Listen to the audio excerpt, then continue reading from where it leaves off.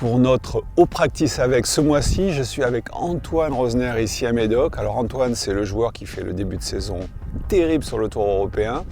Il doit forcément avoir un secret et c'est de ce secret dont je veux parler avec lui.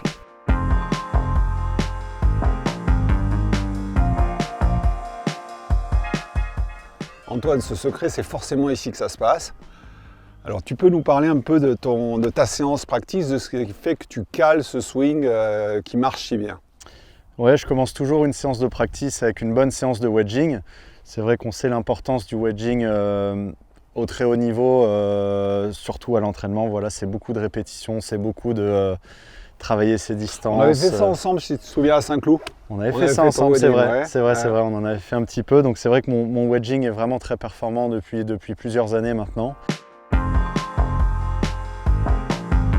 Maintenant, j'ai trouvé un système aussi sur les pleins coups qui me fonctionne bien. Je suis un fader, ce qui n'a pas toujours été le cas dans mes années amateurs. J'étais plutôt l'inverse, à vouloir jouer en draw, mais j'ai trouvé plus de régularité dans le fade. Et voilà, c'est quelque chose qu'on avait bien travaillé avec Benoît en passant par des changements de grip, des changements en posture, etc.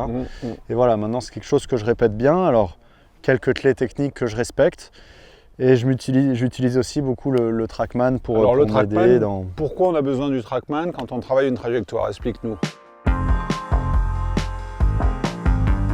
Moi, ce qui m'intéresse beaucoup, c'est ma face de club et mon chemin. Donc en fait, je vais beaucoup regarder mon chemin. J'essaie de me caler donc à -2 ou -3 degrés à gauche. Donc c'est un chemin un peu extérieur. Léger extérieur-inter. Ouais. Et avec une face de club face to pass, face par rapport au chemin qui sera un peu ouvert, ce qui fait que la balle va fader. Okay, en tout cas, elle est légèrement moins à gauche que ton chemin. Voilà, exactement. Okay. Donc c'est un peu les deux tatas que je regarde pour m'aider à me caler. Après, je me lance pas trop non plus dans des recherches plus compliquées que celle-là.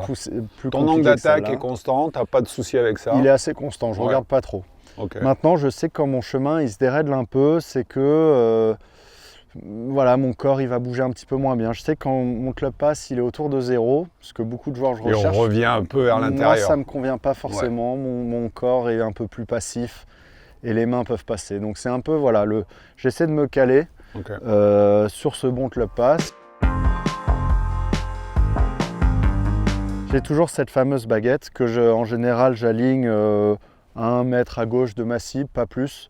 Je ne veux pas être trop ouvert en posture non plus, parce que le problème c'est que si on est trop ouvert, moi je trouve ça va pousser un peu à faire des pushs, alors qu'à l'inverse, moi ce que je préfère c'est être très direct dans les lignes de pied, ligne de genou, ligne d'épaule, et vraiment faire l'effort de venir couper cette balle. Tu viens croiser les lignes plus que... Avec ce haut du corps, voilà. Je veux vraiment faire l'effort de revenir direct sur la balle, avec des mains qui rentrent bien à l'intérieur et garder une face de club vraiment le plus neutre possible. Donc c'est un peu ce que je cherche. Mon petit défaut, c'est de glisser un petit peu en latéral, un club qui vient se mettre un peu de l'intérieur et des mains qui peuvent passer. Donc voilà, quand je suis au practice, j'essaie d'accentuer l'inverse en fait, voilà, des hanches qui s'effacent bien et revenir bien. Qu'est-ce que tu fais? Tu mimes beaucoup? Je le travaille beaucoup dans le coup d'essai. Ouais. Quand je me concentre sur un truc, j'essaie de faire l'effort. Alors vous avez l'effort. entendu, il le travaille beaucoup dans le coup d'essai. Pour tous les golfeurs à qui on répète de longue, faites un coup d'essai avant chaque coup, il le travaille beaucoup dans le coup d'essai. J'imagine que tu n'en fais pas qu'un de coup d'essai d'ailleurs, tu en fais plusieurs.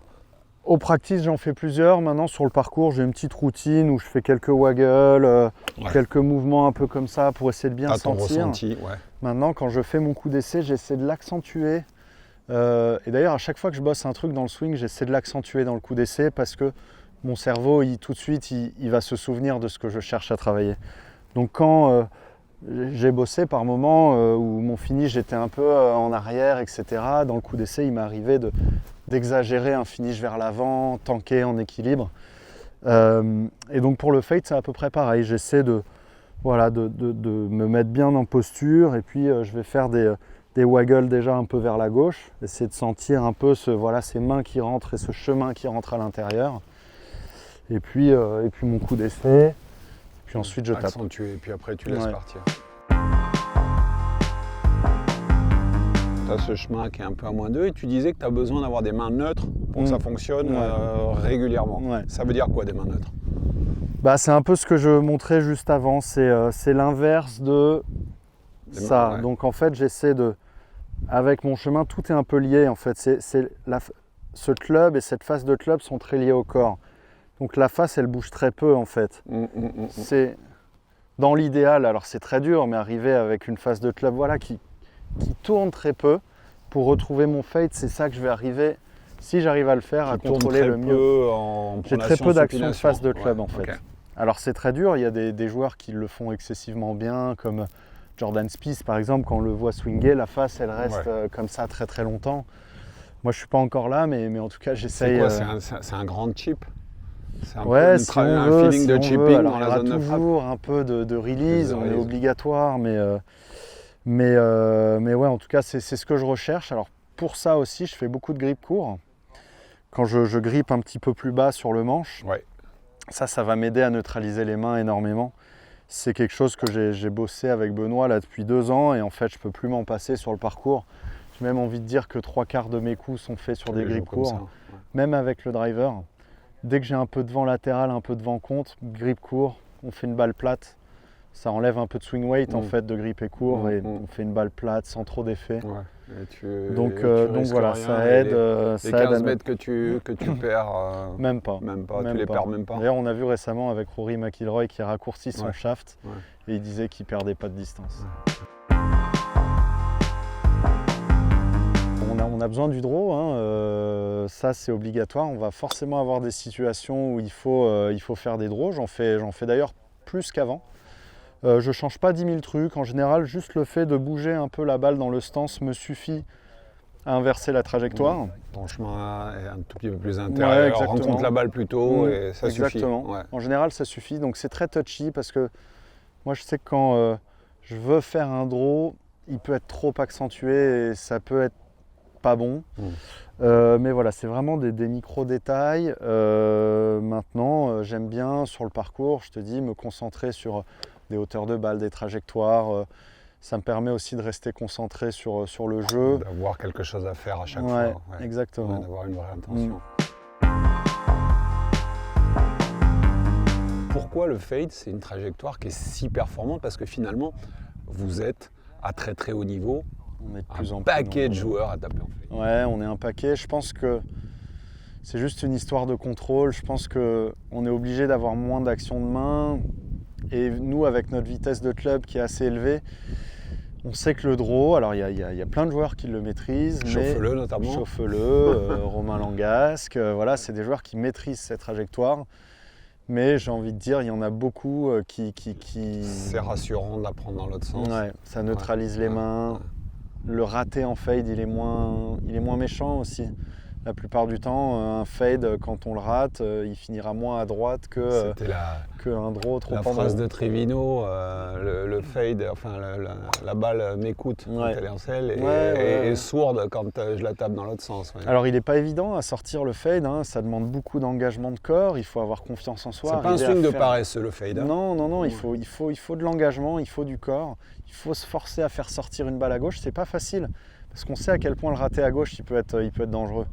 Mais voilà, moi je sais que quand ce fade il sort, quand je suis en confiance dessus, c'est là que je fais mes meilleures semaines, c'est là que j'engage mes coups à fond, c'est là que j'ai confiance dans cette trajectoire. Mais il faut se forcer à l'entraînement. C'est là où tu joues à la PlayStation. On essaye. Comme souvent. Déjà, c'est que du golf, on a le droit de mettre une balle à l'eau. 18 trous, c'est très long. C'est pas parce qu'on rate 1 ou 2 coups dans l'eau que la partie est terminée. Donc ça, il faut bien en prendre conscience. Et puis après, je pense que c'est pas parce qu'il y a du danger qu'il faut s'arrêter de swinger le club, tout simplement. Moi, voire même c'est peut-être le contraire. C'est peut-être le contraire. Plus il y a de danger, plus en fait il faut arriver à engager et à se lâcher, tout simplement, parce que plus on essaie de contrôler, moins ça va marcher. Alors c'est pas évident, j'ai eu beaucoup de soucis avec ça à mes débuts, mais il faut se faire violence mentalement pour arriver à engager un coup encore plus quand il y a du danger. Plus on essaie de contrôler, moins ça va marcher. Ok, donc vous avez compris, on s'engage à fond comme Antoine Rosner et ça fera de belles parties. On va continuer à le suivre, on va continuer à le suivre. C'était vraiment un plaisir. Merci d'avoir pris ce temps avec nous. Avec plaisir. Pour un prochain Practice avec. Salut à tous.